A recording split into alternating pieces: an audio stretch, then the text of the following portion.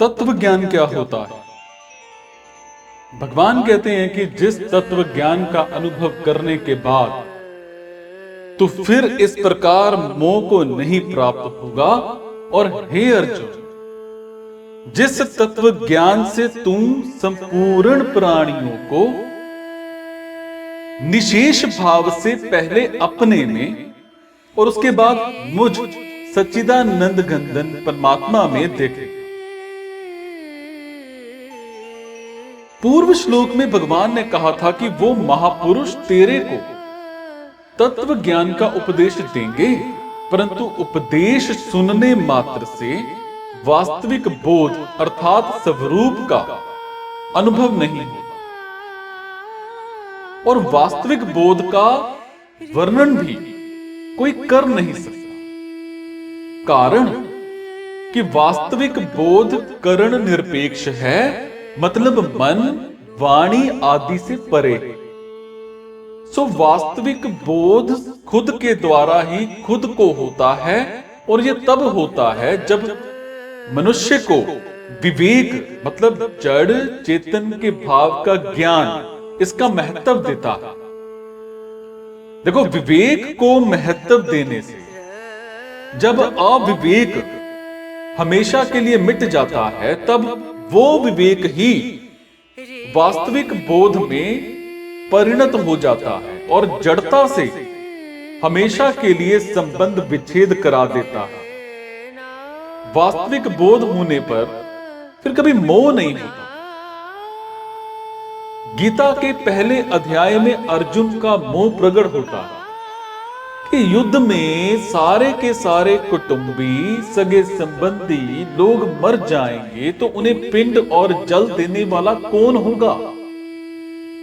पिंड और जल ना देने से वो नरकों में गिर जाएंगे। जो जीवित रह जाएंगे उन स्त्रियों और बच्चों का निर्वाह और पालन कैसे होगा? तत्व ज्ञान होने के बाद ऐसा मोह नहीं रहता। बोध होने पर जब संसार से मैं मतलब मेरेपन का संबंध नहीं रहता, तब फिर से मोह होने का प्रश्न ही नहीं रहता। तत्व ज्ञान होते ही ऐसा अनुभव होता है कि मेरी सत्ता सर्वत्र परिपूर्ण है और उस सत्ता के अंतर्गत ही अनंत ब्रह्मांड है। जैसे सपने से जगा हुआ मनुष्य सपने की सृष्टि को अपने में ही देखता है, ऐसे ही तत्व ज्ञान होने पर मनुष्य सारे के सारे प्राणियों और जगत को अपने में ही देखता है।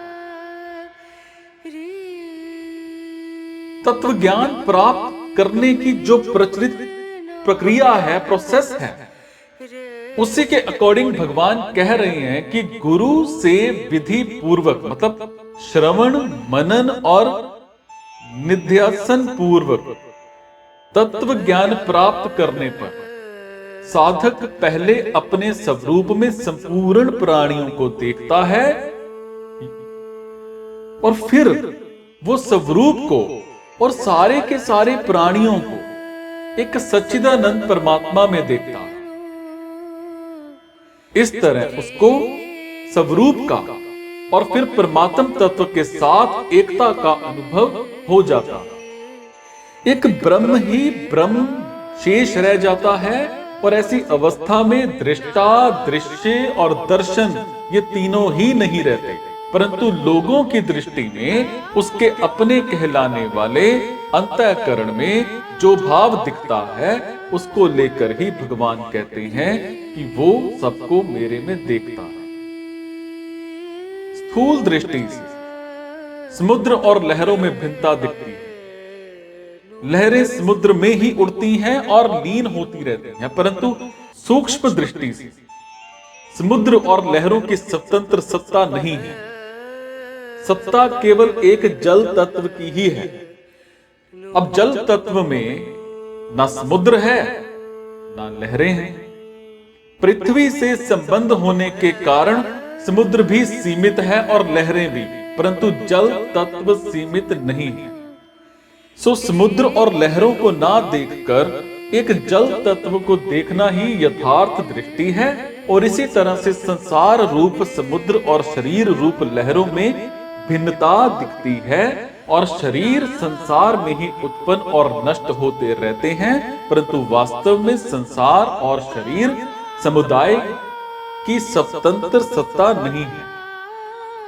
सत्ता सिर्फ परमात्म तत्व की ही है। अब परमात्म तत्व में ना संसार है ना शरीर। प्रकृति से संबंध होने के कारण संसार भी सीमित है और शरीर भी, परंतु परमात्म तत्व सीमित नहीं है। सो संसार और शरीरों को ना देखकर एक परमात्म तत्व को देखना ही यथार्थ दृष्टि है।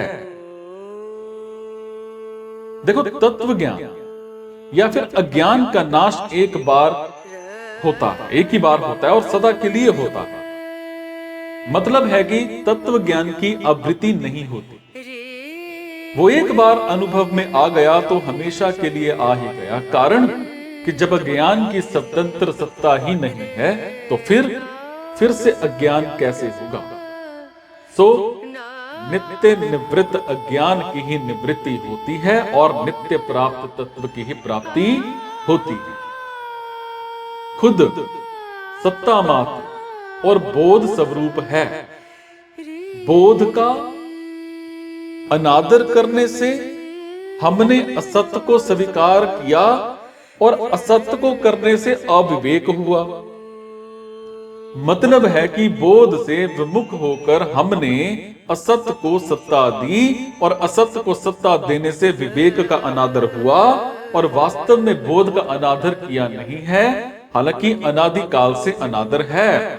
अगर ऐसा माने कि हमने बोध का अनादर किया तो इससे सिद्ध होगा कि पहले बोध का आदर था, सो अब आदर करेंगे तो फिर से अनादर हो जाएगा।